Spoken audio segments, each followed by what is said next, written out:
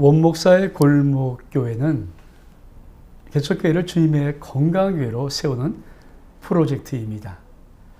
원목사의 골목교회 100강좌 들으면 반드시 개척교회 주님의 건강한 교회로, 부흥한 교회로 세워집니다. 오늘 원목사의 골목교회 8번째 시간, 예수님은 개척교회를 어떻게 하셨는가? 예수님은 개척교회를 하였을까?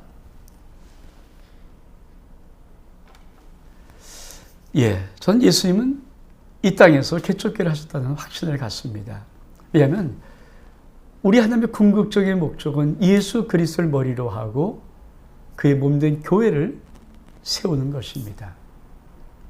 그러면 예수님은 주님의 교회의 모델을 예수의 모든 공생의 사역을 통해서 반드시 보여주셔야 합니다. 저는 그런 의미에서 예수님은 개척교회를 하였을 것이다.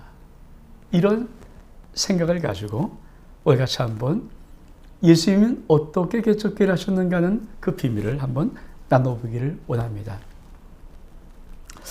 첫 번째로 예수님은 개척교회 목회 스케줄이 있었습니다. 그러므로 우리 모든 목사님, 내가 개척교회를 할 때는 반드시 목회 스케줄을 정해야 됩니다. 예수님 목회 스케줄은 공생의 3년 반입니다. 예수님은 공생의 3년 반 동안에 개척교회 목회 스케줄을 가졌습니다. 저는 개척교회 목회 코칭 기본 세미나의 3번째 시간 임계점 돌파를 나누었습니다. 근데 임계점 돌파의 제 개인적인, 정말 지극히 개인적인 생각입니다. 임계점 돌파의 시간은 가장 기본적인 시간이 약 3년 반 정도의 시간이라는 생각을 저 나름대로 갖습니다. 왜냐하면 예수님 공생의 3년 반, 이것도 어떤 의미가 있을 것입니다. 사실 막상 개척교회를 해보고요, 개척교회를 북에 나갈 때 정말 1년, 2년, 3년 반 정도의 정말 생명 걸고 목회하면 웬만한 거의 대부분의 모든 교회들은 임계점을 돌파할 수가 있습니다. 왜냐하면 예수님의 3년 반의 이 시간은, 공생의 시간은 정확한 스케줄의 시간이었을 뿐 아니라 전국에는 뭡니까? 십자가의 예수님은 당시의 생명을 주시는 사랑과 신세의 시간이었습니다. 어쩌면 목사님이 이런 3년 반의 시간 예수님처럼 생명 걸고 목숨 줄 생각하고 목양하면 얼마든지 개척교회에 부흥됩니다. 두 번째로 예수님 개척교회를 어떻게 하였을까? 예수님은 당신이 누구신지 자아 정체성을 확립하고 개척교회를 하셨습니다. 저는 이것을 세례라고 봅니다. 세례 요한에게 세례를 받는 예수님, 물 위에서 올라오실 때 하늘이 열리고 이렇게 말했습니다. 이는 내 사랑하는 아들이요 내 기뻐하는 자라. 이게 개척교회 목사의 목회자 자상입니다. 자아 정체성입니다. 사실 이것이 왜 중요하냐? 사실 개척교회다 보면요, 뜻대로 안 되고 시간은 지체되어지고 제일만 찾아오는 것이 목사 개인에 대한 열등의식입니다. 뭔가 패배했다는 의식, 뭔가 지금 낙오됐다는 의식, 이런 의식이 사실 개척교회 목사님들을 굉장히 많이 괴롭힙니다. 이것은 쉽지 않습니다. 이게 시간만 들어오면요, 기운 빠지죠. 어디 나가기가 참 부끄럽죠. 말하기도 힘들죠. 참 이런 것들. 근데 이 의식이 벗겨지질 아니하면 우리는 개척교회 목회를 정말 주님의 건강한 교회를 세우는데 힘있게 감당할 수 있는 많은 시간들을 잃어버립니다. 저는 그래서 예수님이 개척교회를 할 때 왜 이 세례를 받으시고 물 위에 올라오실 때 성령께서 하나님의 음성으로 이렇게 말씀하셨는가? 이는 내 사랑한 자요 내 기뻐한 자라. 개척교회 목회자 속에 어떤 어려움이 와도, 어떤 시험이 닥쳐와도, 어떤 열등의식 같은 것이 몰려올 그런 위기가 올지라도 목사의 자상 속에 나는 하나님의 거룩한 종이다. 하나님이 나를 개척교회 목회하라고 부르셨다. 이 마음이 솔직히 진짜 있다면 개척교회 반드시 모든 어려움과 위기를, 시험을 이기고 부응할 수 있습니다. 개척교회 목회 자상 예수님은 그래서 세례를 받으시면서 이 자상을 가져라고 말씀하시는지 모릅니다. 세 번째로 삶의 기본 문제를 해결하든지 결단하고 목회를 시작하는 예수님의 모습을 볼 수 있습니다. 예수님이 세례를 받으신 후에 성령에 이끌려서 광야로 마귀에게 시험을 받으러 가십니다. 그런데 이 시험은 어쩌면 아담이 받았던 시험이고 아담이 졌던 시험입니다. 아니, 모든 인류가 이 시험 앞에 졌던 그러한 마귀의 세 가지 시험이었습니다. 예수님은 성령에 이끌려서 성령 충만 가운데 이 세 가지 마귀의 시험을 이기는 것으로 공생의 사역을 시작합니다. 이건 굉장히 중요한 의미를 갖고 있습니다. 개척교회가 왜 부응하지 못하는가, 왜 브레이크를 잡고 방향을 틀고 하는가, 정확히 이 문제입니다. 육신의 정욕, 안목의 정욕, 이생의 자랑인 이 마귀의 세 가지 시험, 모든 목사님들이 극복하고 개척교회를 하지 아니하면 이 시험은 결국은 어마어마한 무게로 목사님을 짓누르고 목회를 스톱시키든지 목회의 방향을 틀게 만듭니다. 저는 사명선이라는 그런 복음 강사, 복음 성가를 참 좋아합니다. 결코 방향을 틀지 않으리. 결코 방향을 틀지 않으리. 맞습니다. 개척교회 부흥의 핵심 이거 하나입니다. 왜 부흥되지 못하는가? 스톱을 하든지 브레이크를 잡든지 방향을 틀어서 그렇습니다. 설사 내가 여기서 죽는다 할지라도 내가 주님께 받은 이 사명은 결코 내가 방향을 틀지 않겠습니다. 오직 주님 바라보고 달려나가는 것 굉장히 중요합니다. 삶의 기본 문제 주님이 책임져 주십니다. 개척교회 하면서 개척교회를 어느 정도 하신 분들이 의식의 문제가 힘들지 않았던 것이 어디 있을까요?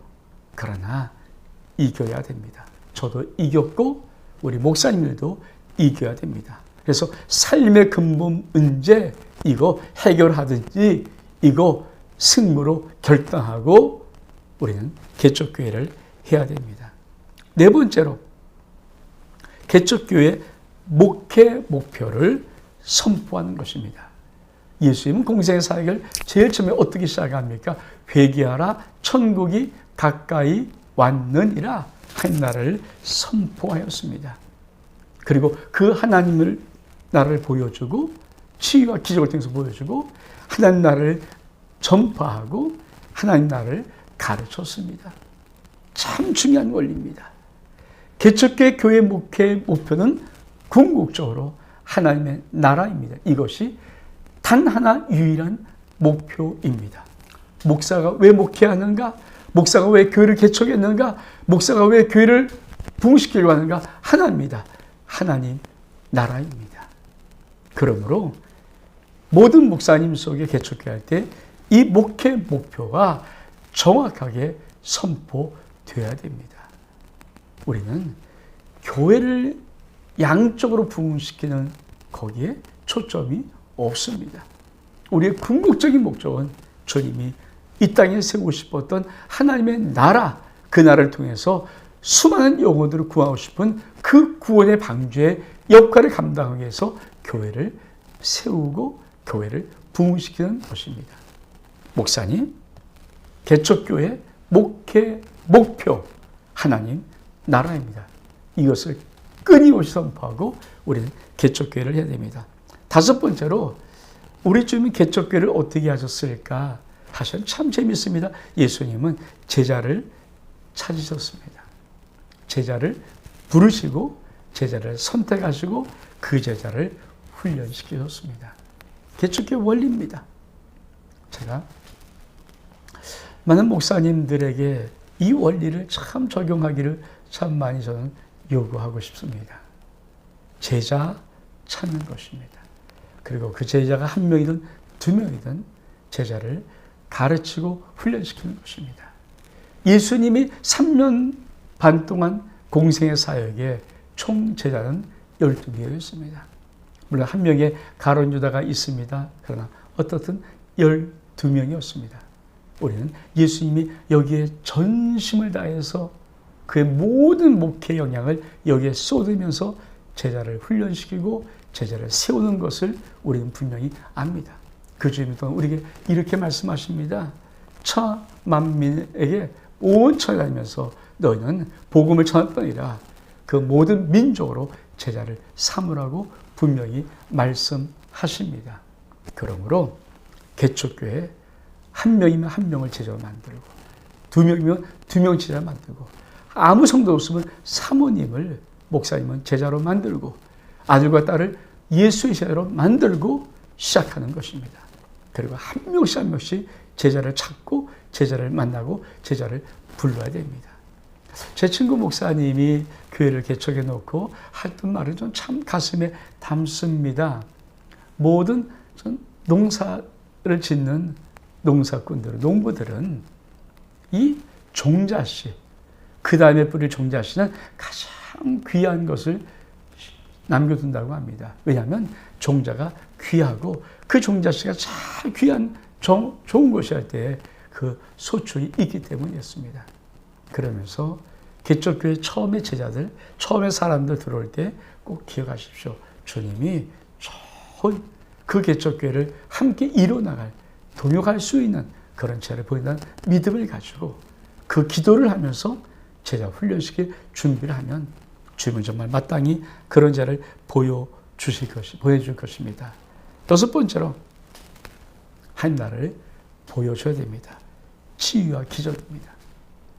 예수님은 어떻게 개척했을까 소문냈습니다. 한 가지입니다. 지금 모든 사업가들, 모든 장사하는 사람들, 모든 기업가들 한 가지입니다. 선전입니다. 소문내야 됩니다. 소문나지 않은 곳에 사람 오는 법 없습니다. 소문내지 않은 곳에 사람이 찾는 법 없습니다. 예수님 그 소문을 어떻게 냈을까요? 하나님 나라 치유와 기적을 보여주고 소문냈습니다. 귀신들을 축사하면서 병을 고쳐주고 소문냈습니다. 그 하나님 나라를 주님은 우리에게 이렇게 당부하십니다. 내가 한 일을 너희도 할 수 있고 이보다 큰 일도 할 수 있는데 이는 내가 아버지께로 감이라.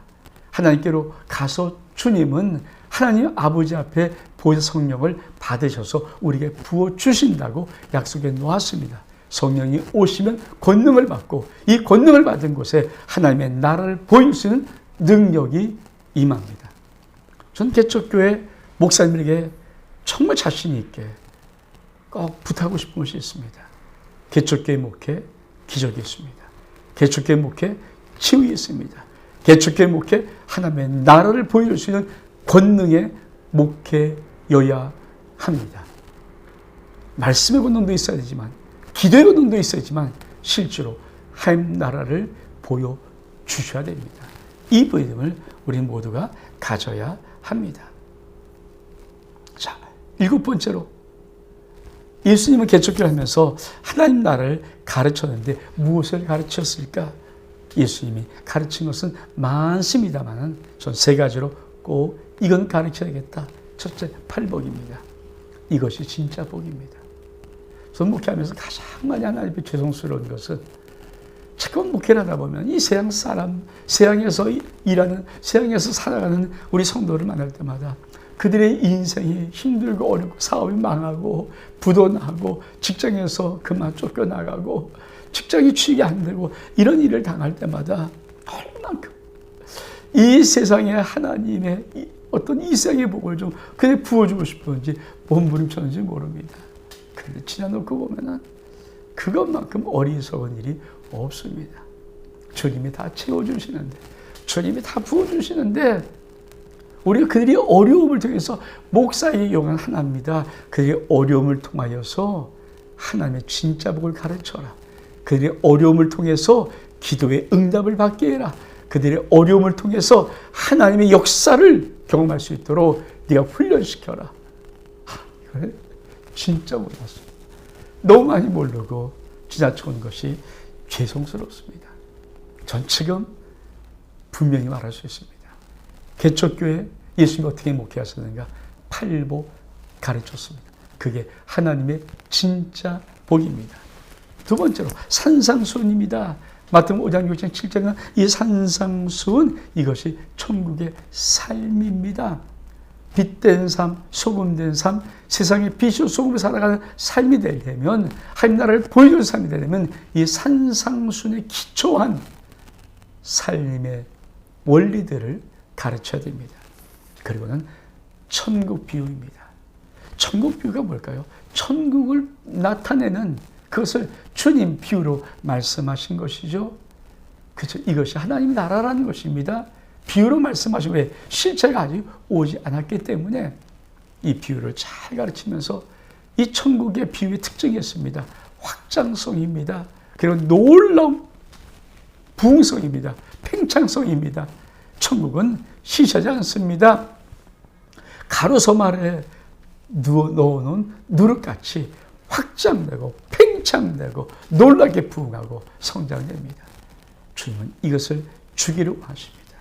그래서 목사님들은 가르칩니다. 8번째로 하나님을 이룬 유일한 길, 십자가입니다. 목사가 십자가에 죽어야 됩니다. 먼저 못 박혀야 됩니다. 전 복음을 한마디로 말하면 갈라디아서 2장 20절이라고 확신합니다. 갈라디아 1장 뭐라고 말씀하시고, 다른 복음은 없나니, 다른 복음이 없습니다. 거짓 복음입니다.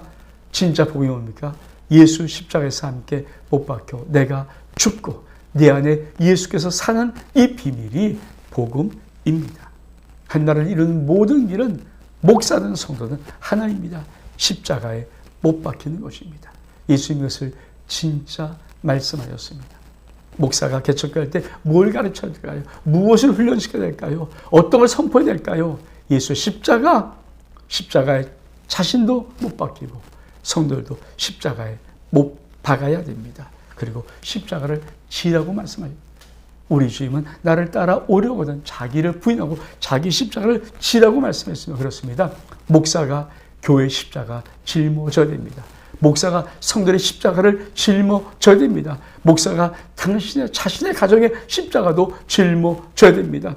때로는 목사가 나라의 민족의 십자가를 짊어져야 합니다. 목사는 십자가를 져야 됩니다. 왜 개척교회가 힘들까요? 십자가를 목사님이 안 집니다. 아무리 힘들고 어려워도, 당장 내일 망할 것 같이 느껴질지라도, 정말 엄청난 어려움이 다가올지라도 주께서 주께서 목양하라고 부어주신 그 교회라는 십자가, 주님의 교회라는 십자가, 이거 뿌리치면 안 되고 반드시 어깨에 짊어져야 됩니다. 그리고 십자가를 넘어서 부활로 나가야 됩니다. 전 부활은 다른 세상입니다. 다른 나라입니다. 다른 세계입니다. 다른 차원입니다. 이 땅과 정확히 현존하고 공존하는 다른 세계, 다른 나라가 있습니다. 그것이 부활로 이루어지는 영광의 하나님의 나라입니다. 9번째로 죽어야 합니다. 하늘의 밀입니다. 목사는 사랑과 희생으로 반드시 죽어야 됩니다. 희생이 없이 부흥 없습니다. 목사가 죽어야 교회가 삽니다. 왜 부흥이 안 될까요? 목사가 살았기 때문입니다. 목사의 죽음은 무엇입니까? 죽은 자는 저는 말이 없습니다. 목사는 말하지 말아야 됩니다. 말로 승부 건 자가 아닙니다. 목사의 말은 강단에서 설교가 유일한 말이 될 정도로 목사는 말을 하면 안 됩니다. 목사는 기도하고 설교하고 그리고 그 십자가 앞에 죽으면 성도들은 듣고 따라오지 않냐고 보고 따라옵니다. 10번째로 마지막, 개척교회 목회 최종 결론, 결코 이 땅 아닙니다. 하나님의 나라입니다. 목사님, 개척교회 주님이 소중히 보십니다. 가장 귀하게 보십니다. 전 주의 마음을 솔직히 정확히는 모르겠지만 주님의 마음을 어느 정도는 압니다. 목사님, 대교회, 큰 교회, 이름께나 있는 교회, 목사들, 그 목사들보다 개척교회 힘들고 어려운 교회 하나하나 목양하는 그 목사님들을 소중히 모십니다. 단지 주님이 안타까운 것은 마치 교회라는 것이 이 땅에 왕국을 세우는 것처럼, 그래서 그것을 모르는 것이, 못 이루는 것이 실패자인 양, 낙오자인 양, 패배자인 양 착각을 하는 개척교회 목사님들이 계시기에 주님을 속여서 울고 계신 것입니다. 성도 한 명 없어도 개척교회는 주의 교회입니다. 성도 10명 있어도 개척교회 주님의 교회입니다. 성도가 1000명만 명 있는 것만 교회가 아닙니다. 성도가 없든지 10명, 5명 있어도 그거 소중한 주님의 교회입니다. 그곳에 하나님 나라가 이루어지는 것입니다. 목사님, 용기 내십시오. 예수님은 이 개척교회 자그마한 교회를 3년 반 동안 온 힘을 다하여 생명 다 주면서 목양에 놓았고, 그 목회 우리가 이어받은 것입니다. 바통 터치한 것입니다. 하나님이 도우십니다. 주님이 도우십니다. 성령 하나님이 도우십니다. 우리는 결단하고 일어서서 주님의 영광으로 달려가기만 하면 됩니다. 원봉사의 골목의 8번째 시간, 예수님은 개척교회를 어떻게 하셨을까? 오늘 여기서 마칩니다. 샬롬 하면 놀란 평강이 우리 모든 목사님 삶 속에 임하기를 주의 이름으로 축복합니다.